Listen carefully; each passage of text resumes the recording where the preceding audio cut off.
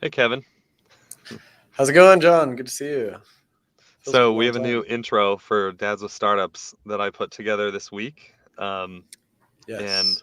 it features all of my kids, all of my four kids, even my 2-year-old. She just turned two.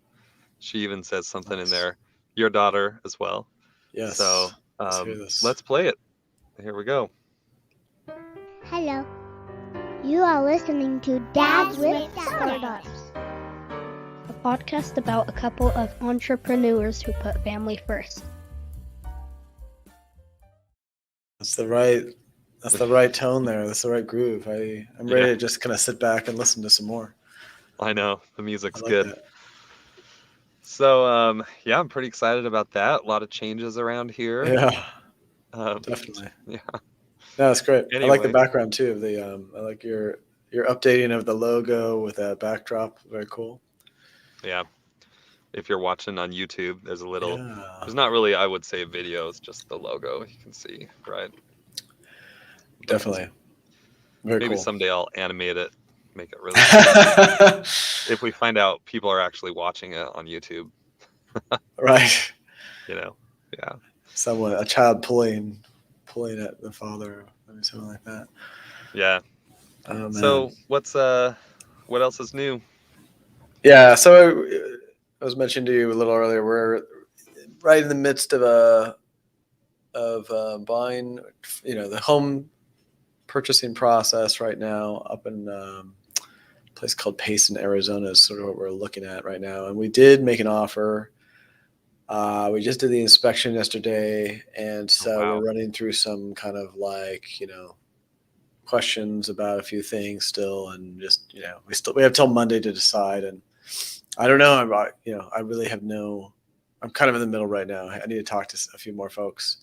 There's a few things that I'm a little concerned about with it, and want to kind of know what to expect and stuff. But otherwise, I like the home, but we'll see. Could be next time we talk, it'll be mine, or it will not be. It'll be looking for something else. So Yeah. uh, the That's adventure of all this cool. stuff. That's Yeah, cool. yeah. We listed our home for sale. Have I talked to Did you you really? since we chatted, since we did that? You I don't know if told we have. me, but I don't know. I'm sorry. I should. I feel like you did tell All me right. this, but let's hear it again. We're building a house and it should be done end of this month. So we're only about 3 weeks away now.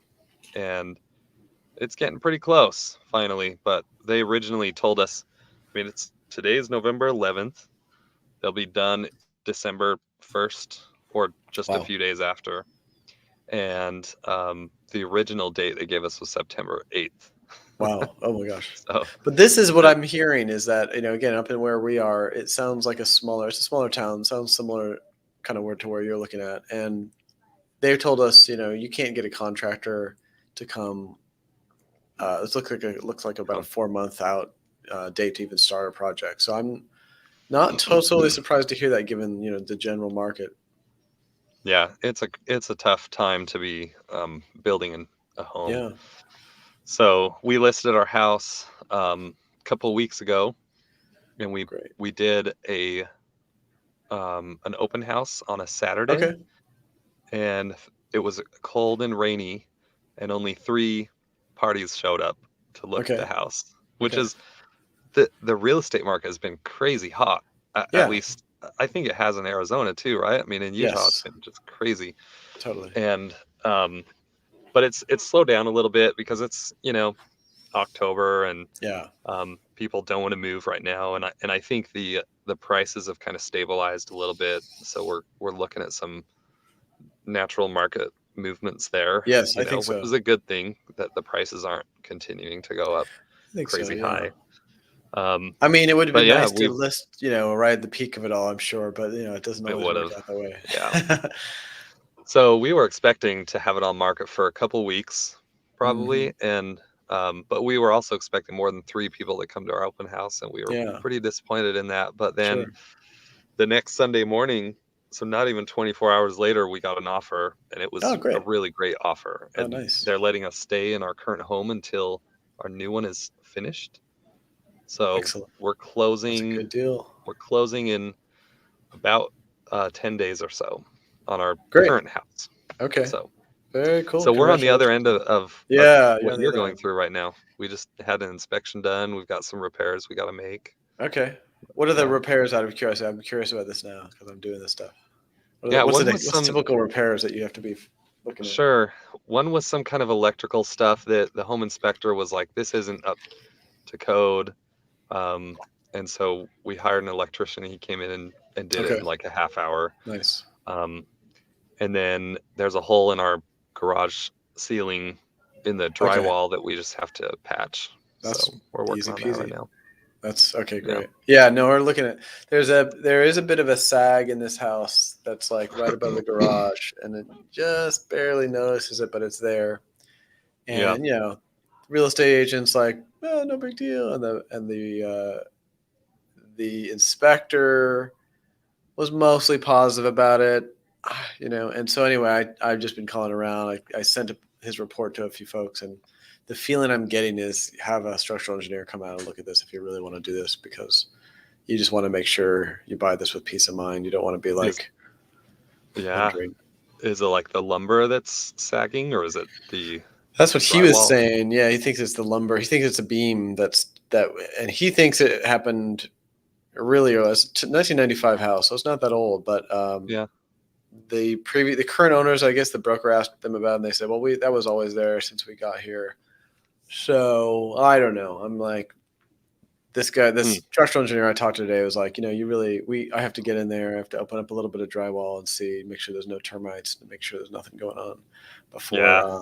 Otherwise you're going to be doing that anyway. You're going to be paying for me to come anyway after you buy it, and then just regretting that you didn't have me come before you said yes. So I was like, ooh, good point. So he's really expensive to come out. He's like 3 times the cost of the inspection itself. But he was like, it may sound like a lot, but if you really guys are serious about this, this could be big money down the road. So I might do it.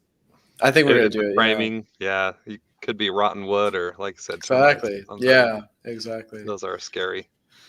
Totally. So that's the adventures of the home buying stuff, and we'll see what happens. But yeah, some really big changes coming for you too. Then. Yeah. Yes, indeed. The good thing is we're still in our lease. The goal for us would be to buy this and just kind of start renting it out immediately, and then just when we're done with our lease next year, we'll be able to move up there. But we have some time at least. We don't have to move anytime soon, which is good. Oh, cool. So, yeah, nice Airbnb property. Yeah, exactly. So I got to look into all that too. Now you have some cool news that we talked about a little bit. Did we talk about this a little bit last time? Yeah, I got a new microphone. All right. Yes, exactly.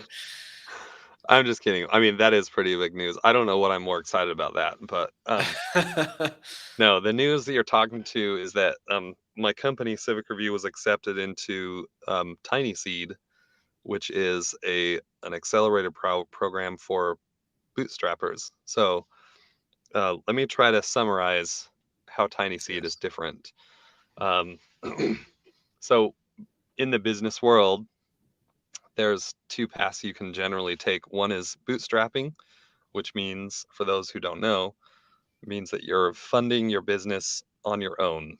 Maybe you do all the work for free, or you have money and you're hiring people to do it, but it's your own money and you're not taking outside investment. The other track that's common is venture capital money, or VC for short, and in which case you you raise a good chunk of money, and then you can kind of hit the ground running, and then they generally have the expectancy that you are going to raise more rounds of money in the future. So they give you enough money for 18 months. They expect in 18 months not for you to be profitable, but actually they expect you to just raise more money after that, and then raise more money after that, and kind of continue on until you either eventually sell the company or you list in a public IPO, and then everybody can cash out that way. And there's not as much regard for profitability, and that might be changing. I feel like that's kind of slowly changing, because there's been so many companies in the news lately that just ran in the red for so long and then went under. And but those generally tend to be the 2 approaches, and and I know that there are different investors who see things differently, but I think generally that's how it's done. So all of the big companies you hear about out of Silicon Valley, those are generally VC funded companies, and they've just raised buckets of money, which is, I'm not going to say that that's a bad route to go. I have respect for people who build companies that way too. It's just a different way and a different lifestyle, right? Definitely. And so for me, Civic Review, I don't know necessarily is a VC idea. It's they usually go after companies that are going to be a $1 billion company. That's kind of what they're looking at, And so, and I'm just a little bit too fiscally conservative to feel comfortable running in the red year over year, Right. So, Let's make it growth. and so I bootstrapped, and it's been about 4 years running Civic Review, and then there's this organization called TinySeed Fund. I heard about it through another podcast called Startups for the Rest of Us, and one of the co-hosts there had sold his company, and they started this fund that is an accelerator program for bootstrappers. And maybe just to explain a little more about what an accelerator program is a lot of these. The probably the most prominent one is Y Combinator, don't you think? Absolutely, yeah. I think there's some others, Techstars. Mhm. Those are some of the biggest ones. And under Y Combinator, a couple founders would actually move out to Silicon Valley for 6 weeks or so, Yeah. or a couple months, and they would get some money given to Y Combinator would invest money in these companies. Then they would teach them the ways for 2 months.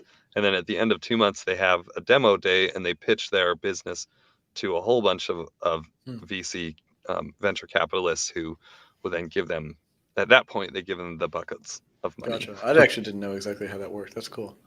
Yeah. And it's pretty cool. I mean, a lot of, I think, Airbnb and Twitter, maybe. Stripe. A whole bunch of companies went through that. And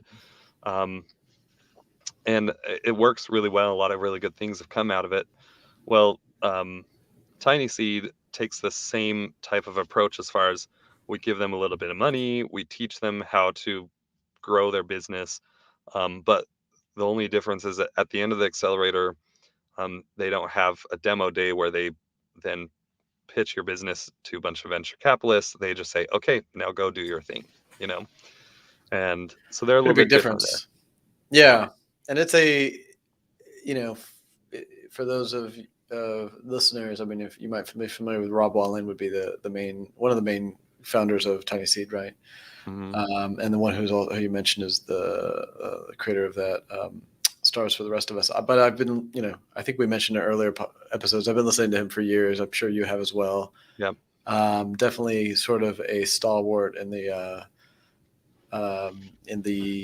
bootstrapping world, and something that a lot of us all kind of look to as a bit of a guide in that sense. So it's exciting that you're a part of just that network and sort of his orbit a little bit. Yeah. We've had, so my company is still doing the due diligence process, to be honest. So we haven't gotten the funds. But we did start the accelerator portion of it. So Cool. we've had a couple online meetings. One was today, actually, which we talked about pricing. And a couple of weeks ago, we had one about, or maybe it was last week, actually. We had one about funnels. Nice. And so, we're going to have every couple of weeks, we have sort of an online Zoom call in which we're kind of the students and they are the instructors. Nice. And then as far as I understand it, our accelerator program is 1 year long. And so after a couple months, we'll then have kind of mastermind groups and then some more discussions down the road. And I'm not exactly clear on what's in store. But yeah, sounds like an adventure. That's great. I mean, I think in general, like you were talking about Y Combinator and VC and stuff, like you said, it's a different route to go. One thing that I also, you mentioned the two different paths. One's you either kind of sell the company, the other is you IPO. But the other path that I think is even more common from a lot of some podcasts I listen to that are into VC or VCs themselves are that they expect most of them to blow up. I mean, their goal is to give them enough money to be growing at such a rate that they can quickly determine whether this will be one of the 9 company out of 10 that fails versus the 1 company out of 10 that succeeds. And so the goal and the pressure really is constantly put on these companies and the founders to throw money, grow at all costs, with it strangely an expectation that it may likely just prove that it's not going to work. So versus a slow, long drawn out approach where it takes 10 years to realize it wasn't going to go anywhere. They'd rather have you do that early. So it's there's certainly that's logical to me. That makes sense that as an investor you want to get people moving. Don't waste time and don't drag this whole thing out. But on the other hand, for me, there's an element of learning. There's an element of a founder growing and developing, and giving somebody a year to become a superstar versus having a little longer projection and a little longer of that road, I think makes to me also logical sense. And maybe there's just as likely a chance or a higher chance of succeeding for a lot of companies there. So, and this also, it seems like with TinySeed, they don't just take on anybody; they take on folks that already have some traction, right? Yep. We, I think they want to protect themselves naturally. Yeah. So they're not really investing in idea phase companies. They want to see some stable MRR growth going on. Nice. So, it's pretty cool. I'm really excited to see what happens. We have an in-person retreat in great. It's actually going to be the day after we move into our new house. I have to fly down your way to Arizona. Oh, cool. And have this in-person retreat. So interesting. That'll be a lot of fun. I'm a little jealous. My wife gets to unpack everything without me and decide which drawers the silverware going to go into. I was about to say I won't be there for that debate. Yeah, that's true. I guess you lose out on that. Yeah, that's funny. So well, that's cool. So we'll see. I'll be glad to report in everything I can. Yeah, I mean, would you say right now there's any aha that's happened for you from some of the stuff? I mean, you don't have to divulge the great, the secret sauce, but I mean, is there anything that you were like, oh, this is something that if I were to take some advice from what they're doing, I think this is going to be a game changer? Is there anything that you're kind of picked up on that you're excited about? So, last week we had our funnels conversation, and so I decided to sit down and crunch the numbers for the last couple of years and get an idea on what the conversion rates are for the activities that I've been doing. I had done that a couple of years ago, and I've kind of slacked off lately, and it's easy to neglect doing that when you have such a low volume of traffic coming in, because the sales that we do are high touch, very hands-on sales, and that means that the number of leads that we have are much smaller too. You know what I mean? Makes sense. If they were larger, if there was a larger volume of leads with the average contract value that we have, then I wouldn't have applied to TinySeed. You know what I mean? Right. So, so that being said, I kind of forgot to do that. And so after our meeting, I set up a task, and I kind of have a weekly planning project management thing, and I put an item in there to do that. And so I did that last year, and it was very interesting because I kind of knew this in my gut, so this kind of just confirmed what I've been feeling anyway. But the outbound sales effort that I've had is not nearly as productive as some other activities, Interesting. And so I need to take some money and reallocate a little bit into other activities, like conference attendance and stuff like that. So cool. That's good. I mean, I think that's, you need the data to help you make the best decision. And sometimes we can, I've done that so many times where just you're doing some effort, whether you're spending money on it, but you don't because you're not willing to sit down and do the unfun part of measuring. It's like Peter Drucker, what gets measured gets managed, right? So I think that's the one. So either way, you when you actually sit down and measure it and figure it out, you can kind of kick you in the right direction to make those hard decisions sometimes. So that sounds like a good aha. Yeah, and today we talked about pricing, and you know the rhetoric, Kevin. It's always raise your prices. Yeah. Now I do have an interesting caveat to that. Sure. You said that, it just hit me, which is that I just lowered my prices for our plugin portfolio company. Interesting. I had for years just every podcast, every marketing talk, every talk, it's always pricing talk, raise prices. So I've been very loyal. I've been very obedient, and I've just continued to raise prices. It's like, okay, this keeps working. I haven't seen any downside. And then I raised it about a month ago. This was probably my third or fourth raise of prices since I began. And I'm looking at we have a Slack channel where sales pour in, as a little sale comes in. And my wife and I check it in. She said to me, gosh, it's been like a few weeks since a sales come in. What's going on? I was like, well, I don't know. Maybe let me check the Stripe connection, make sure things are working, not a single sales coming in, and what's going on. And I realized we were getting solid annual recurring revenue that was showing up in our Stripe tells us also, like, here's how much money you made yesterday. So that was coming in, but it always would say 0 customers. And I was just like, what is going on? And I'm racking my brain. Everything seems to be working all right. Maybe I should try a sale. So I try a sale. I put it down kind of to where we were before. The next day I start to get sales again. Oh, interesting.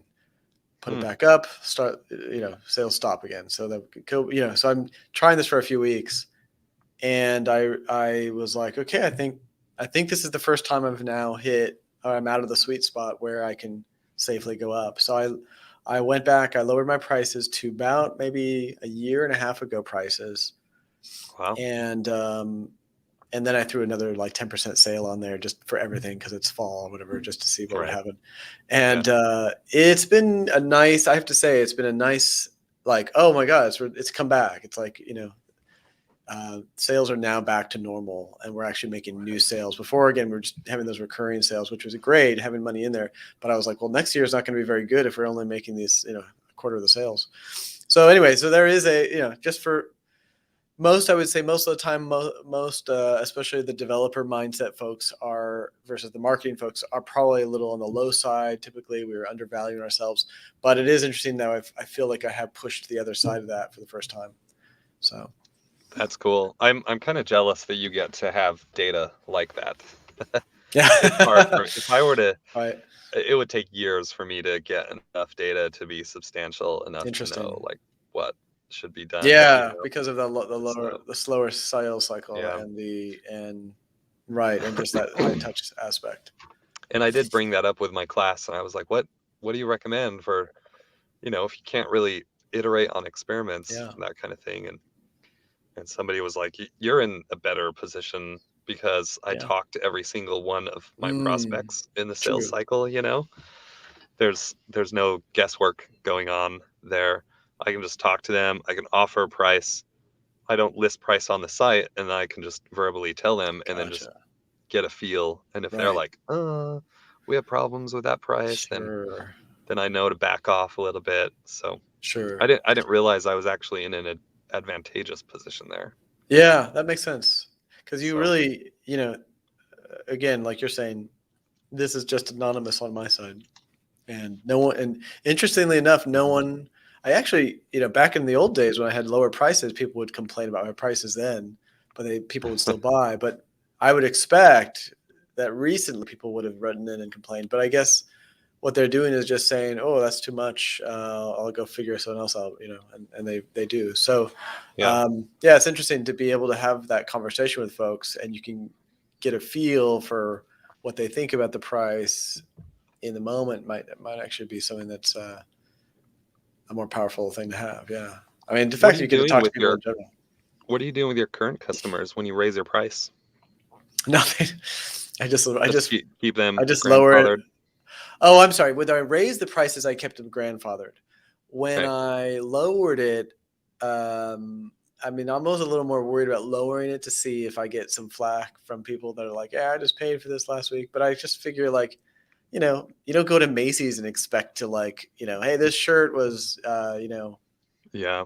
I paid too much for this shirt. Now it's on sale. Give me, I guess you could, but you're not going to be upset that they're doing it. So I just figured if anyone comes to me and wants, to, get a refund for the difference, I'll just give it to them. Are they So, paying annually for these plugins? Is it like an annual most of subscription? the time. Yeah. And that, that's been really powerful too. I've never had a monthly. This new SaaS that I'm working on, that we're launching to will be monthly, but I'm very tempted to figure out ways of making it annual, just because I have to say that I think plugins get it. I go to MicroConf and you say, "Oh, I do plugins," and everyone's just like, "Okay, walk away." Like, no one really thinks plugins are a sexy business. But what's interesting is, like, I think our churn rate is, probably effectively lower than many SaaSes, because there's no option to purchase monthly.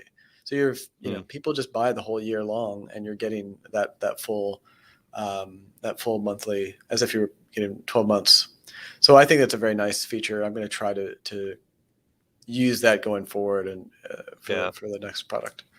Are they renewing annually pretty well on the Pretty well. plugins? Yeah, I would say much higher than I would expect. And I think the reason is just because once you do WordPress for a few years, you just start to realize things just start breaking, and there's no reason in rhyme. And if you don't have those updates, you're the one, you're in a bad place. And the other thing I do to also incentivize that is that they get an email before the renewal that says, hey, we're going to renew this, make sure to keep it. And if you don't keep it, just letting you know, you'll have to pay.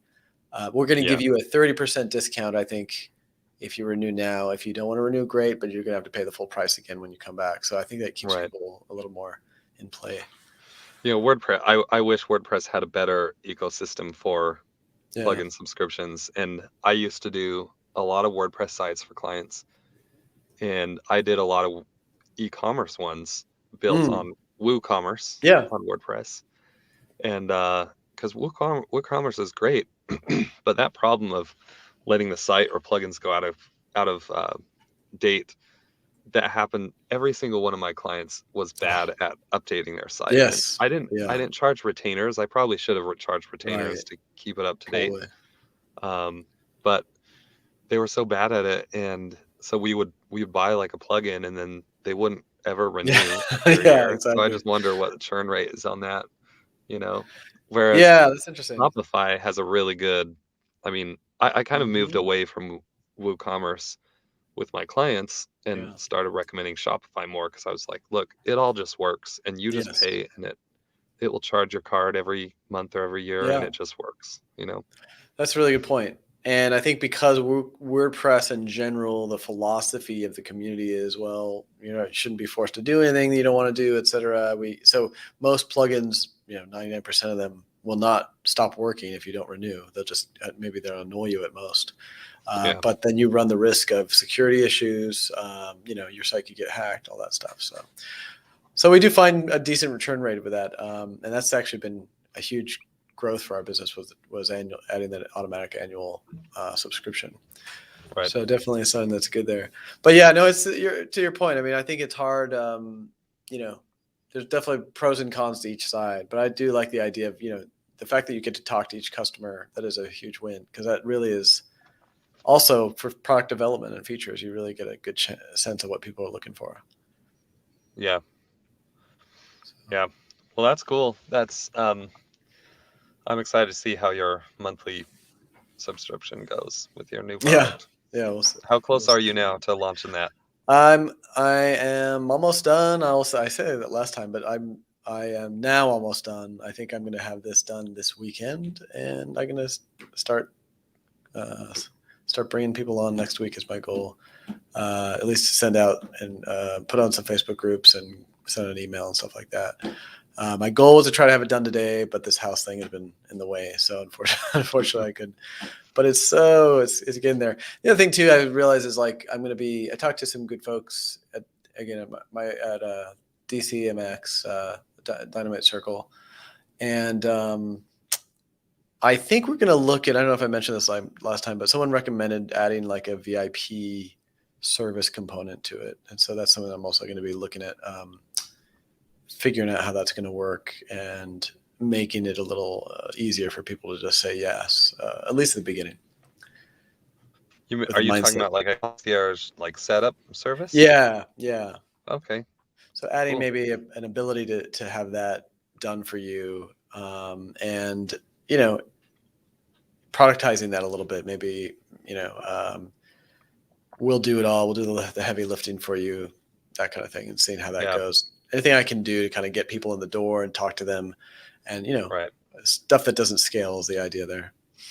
Yeah. From my Civic Review charges it, but it's inherently a little more enterprise salesy, and I think it's kind of normal to have a setup fee. But yeah, I wanted to build some kind of self-serve thing, but there's just too much stuff that has to be done to get up and running. Gotcha. And I think it's way more valuable to set everyone up for success and have them using it so they can start promoting it to their friends earlier. And they're happy to pay. So do you have that as an sort of like a kind of required bundle? Part of the bundle is that they have that set up that you walk them through, or do they have the option to set it up themselves?